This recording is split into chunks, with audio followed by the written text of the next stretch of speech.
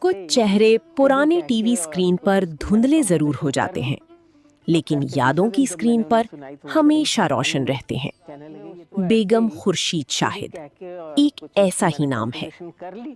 آپ دیکھ رہے ہیں جھروکا ٹی وی، جہاں ہم کرتے ہیں پرانی یادوں کا سفر۔ یا میرے فیشل ایکسپریشنز وغیرہ، اس میں کبھی آج تک پورے میرے ٹیلی ویژن کے کریئر میں کسی نے مجھے کبھی کوئی ہدایت نہیں دی ہے، وہ میں نے خود ہی کیا ہے۔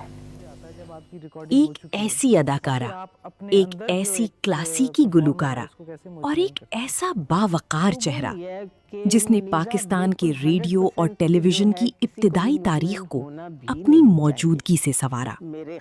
یہ صرف ایک فنکارہ کی کہانی نہیں، یہ اس دور کی کہانی ہے جب فن صرف پیشہ نہیں تھا، ایک تہذیب تھا، ایک طرز زندگی تھا۔ ہسٹیریا میں بدل سکتی ہے۔ پھر کچھ بتاتے تو ہے نہیں، اس بیچاری کو کچھ آرام ہی آ جاتا۔ کئی دن سے تو ان کے کلینک جا رہی ہے۔ کبھی کبھی کئی سال لگ جاتے ہیں مامی۔ ایسا نہ کہو نہیں بیٹا۔ یہ سفر شروع ہوتا ہے دلی کی ایک چھوٹی سی بچی سے، صرف 9 برس کی عمر، ایک بچی جسے نہ شہرت کا علم تھا نہ مستقبل کا اندازہ، بس ایک شوق تھا گانے کا اور سٹیج پر کھڑے ہونے کا۔ ایک دن اسکول میں ایک اہم شخصیت آئیں، ارونا آصف علی۔ وہ ایک ممتاز ہندوستانی ماہر تعلیم، سیاسی کارکن اور پبلشر تھیں۔ وہ کسی ایسے بچے کی تلاش میں تھیں جو ایک موسیقی کے پروگرام میں حصہ لے سکے۔ کلاس میں نظر گئی اور ایک نام لیا گیا، خورشید۔ جب اس بچی نے گانا شروع کیا تو اس کی آواز میں معصومیت بھی تھی اور ایک غیر معمولی پختگی بھی۔ یہی وہ لمحہ تھا جس نے ایک عام بچپن کو غیر معمولی سفر میں بدل دیا۔ سنگ مرمر کے پرانے زمانے میں نا کوٹھیوں میں بینچ ہوا کرتے تھے، وہ ہماری سٹیج بن جاتی تھی، اور اس کے بعد اور کچھ نہیں سمجھ میں آتا تھا، تھوڑے سے ادھر ادھر سے چمیلی کے پھول توڑے اور اس کے ہار وار کچھ پرو کے کوئی سر میں باندھ لیا، جیسے چھوٹے بچے کرتے ہیں، کوئی یہاں بازوؤں پہ ادھر ادھر باندھ کے، اور گھر سے جو ہے اپنے بڑی آپا کے اور والدہ کے جو ہے نا دوپٹے چرا کے ہم جو ہے نا وہ۔ اسی لمحے کے بعد اسے آل انڈیا ریڈیو سے جوڑ دیا گیا، اور یوں صرف 9 برس کی عمر میں ایک آواز نے اپنی پہچان بنانی شروع کر دی۔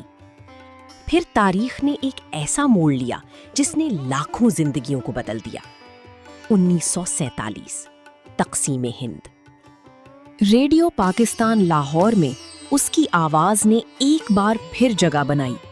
اب وہ صرف ایک بچی نہیں تھی، وہ ایک ابھرتی ہوئی فنکارہ تھی۔ اسی دور میں ایک نام ان کی فنی زندگی کا رخ بدلتا ہے، روشن آرا بیگم۔ بھائی لال، تو چند مہینے ان سے میں نے کچھ سیکھنا شروع کیا۔ پھر اس کے بعد یہ ہے کہ جو بہت اس کام کے ماہر ہیں، اچھے اچھے لوگ ہیں، ان میں میرا بہت اٹھنا بیٹھنا رہا، اور ان کو سن سن کے میں نے بہت حاصل کیا، جن میں سے سر فہرست روشن آرا بیگم ہے۔ وہ صرف ان کو سننے تک محدود نہیں رہی، انہوں نے ریاض کیا، نقل کی اور سیکھا۔ اتنا سیکھا کہ لوگ کہنا شروع ہو گئے، اس کی آواز میں ایک کلاسیکی رنگ ہے، ایک پہچان ہے، ایک تہذیب ہے۔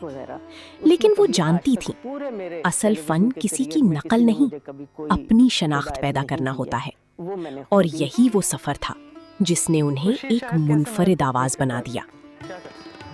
پھر آیا 1964۔ پاکستان میں ایک نیا خواب جنم لے رہا تھا، پاکستان ٹیلی ویژن، ایک ایسا ادارہ جو ابھی اپنے پہلے قدم اٹھا رہا تھا۔ نہ جدید کیمرے تھے، نہ بڑی اسکرینیں، لیکن ایک بڑا خواب تھا، اور اس خواب کو حقیقت بنانے کے لیے چند چہروں کی ضرورت تھی۔ پی ٹی وی کے ابتدائی دور کے مینیجنگ ڈائریکٹر اسلم اظہر نے انہیں پی ٹی وی پر کام کرنے کی پیشکش کر دی۔ کہا جاتا ہے کہ انہوں نے اپنی صلاحیت کی قدر خود منوائی اور یہ مطالبہ رکھا کہ وہ ان کا معاوضہ دیگر تمام کام کرنے والے اداکاروں سے زیادہ ہوگا، اور یہ بات مان لی گئی۔ یہ صرف ایک معاہدہ نہیں تھا، ये एक नए दौर का आगाज था। गलती का एहसास जब भी हो जाए उसकी संगीनी कम कर देता है। मुझसे गलतियां हुई हैं, जरूरी नहीं कि तुम भी उन्हें दोहराओ। फिर एक के बाद एक यादगार सफर शुरू हुआ। अंकल उर्फी, फहमीदा की कहानी, उस्तानी राहत की जबानी, जेर जबर पेश, परछाइयां, वादिये पुरखार, कांच का पुल और बेशुमार ड्रामे। फिक्री अम्र है, मैं इसे बुरा नहीं समझती बेटे। आप क्यों बुरा समझेगी इसे? मैं उसे भी समझा लूंगी, मगर तुमसे भी कहती हूँ कि मेरे होते हुए ये बात मुकम्मल। रिश्ता लेकर औरतें खुद आएंगी, हाथ बांध कर। अच्छा अम्मा, अच्छा। ये हर वक्त अंदर कोठी में ना घुसी रहा कर, तेरी पढ़ाई का हरस होता है खामखा। तो वो मीना बाजी बुला ले। जितनी आजमाइश के काबिल होता है उस पर उतनी ही पड़ती है। मैं भला आजमाइश जोगी कहा, मैं तो पहले। उस दौर में उनकी अदाकारी एक और बात साबित करती थी कि खामोशी भी बोल सकती है। उनका एक नजर डालना, एक लम्हा रुक जाना, ये सब मुकालमों से ज्यादा ताकत रखता था। सुनो इब्राहिम, मैं माँ, मैं तुमसे लंबी बात नहीं करूंगी। अगर तुम्हें वो, क्या नाम है उसका, मुश्किला बाजी। अगर तुम्हें पुष्किला पसंद है तो तुम जरूर शादी करो, शौक से करो। क्या कह रही हैं आप पापा? भाई पहले पूरी बात। उनकी जाती जिंदगी में भी फन का तसलसल जारी रहा। उनके साहबजादे सलमान शाहिद ने भी इसी दुनिया में अपना नाम बनाया, लेकिन वो हमेशा कहते रहे उनकी पहली उस्ताद उनकी वालदा थीं। ये सिर्फ एक खानदानी रिश्ता नहीं, ये फन की नस्ल दर नस्ल मुंतकिली थी। 20 साल पहले तक हम सोच भी नहीं सकते थे गालमन का टीचर, अब मुस्तकिल ये चीजें। Were you naughty? Not at all. No. Quiet. Yeah, I was so much किताबें- quieter than I am now, and much more decent. Like मैं naughty बाद में। 1995 में हुकूमत पाकिस्तान ने उन्हें प्राइड ऑफ परफॉर्मेंस से नवाजा।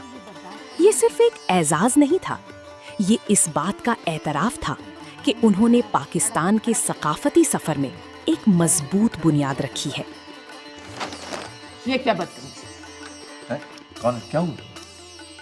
आप जानते हैं मैं ये बर्दाश्त नहीं कर सकती। क्या? चाय को गंवारों की तरह सड़क सड़क करके पिया। मैं एक दिलचस्प खबर पढ़ रहा था, इसलिए ख्याल नहीं रहा। खबर कुछ यूं है मैं कि पढ़ लूंगी। फिर 27 जून 2021 आई।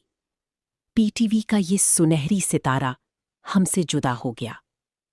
95 बरस की उम्र में वो इंतकाल कर गईं। इन्ना लिल्लाही व इन्ना इलैहि राजिऊन। इस वक्त जब वो फौत हुई हैं, पिछली 10 मई को वो पूरे 95 साल की हुई हैं, और क्या इंसान को चाहिए। आज भी जब पुराने पीटीवी ड्रामे देखे जाते हैं तो अचानक एक चेहरा सामने आता है, पुरसुकून, बावकार, सच्चाई से भरा हुआ, और दिल बेख्तियार कहता है यही तो वो जमाना था जब फन जिंदा था। बेगम खुर्शीद शाहिद सिर्फ एक अदाकारा नहीं थी, वो एक दौर की नुमाइंदा थी। मुझे रोने दे, इस घर में कोई अपनी मर्जी से रो भी नहीं सकता। लेकिन 3-4 घंटे हो गए हैं, आखिर बिला वजह तो कोई भी देर नहीं रो सकता ना। मैं रो सकती हूँ, मैं रो रही हूँ। आप मुझे दूसरों के साथ मत मिलाया कीजिए, मैं एक इंडिविजुअल हूँ। अच्छा चलो उठो, मुंह हाथ। रेडियो की आवाज, पीटीवी की पहली रोशनी और पाकिस्तानी सकाफत की नर्म मगर मजबूत पहचान।